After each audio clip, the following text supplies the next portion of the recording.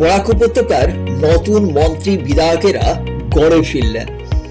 তারা আগে মুখ্যমন্ত্রী, বিধানসভার প্রথম অধিবেশন এবং এনডিএ বিধায়কদের বৈঠকে ওনাদের হিদায়ত দিয়েছেন কর্তব্য নিষ্ঠার। ওনারা কিনা প্রত্যেকেই নিজেকে নিংড়ে দিতে হবে নিজেদের এলাকায়। জনগণের সুবিধে অসুবিধে, সুখে দুঃখে পাশে দাঁড়ানো এবং উন্নয়নের কর্মধারাকে আরো গতিশীল করতে হবে ওনাদের। মুখ্যমন্ত্রী খুবই যত্ন সহকারে নতুন অসম গড়ার স্বপ্ন এঁকে দিয়েছেন সবার মননে। এবারে কাজ আর কাজ। প্রত্যেক বিধায়করাই সময়কে হার মানাতে হবে। এক নতুন অসম, নতুন ভারত।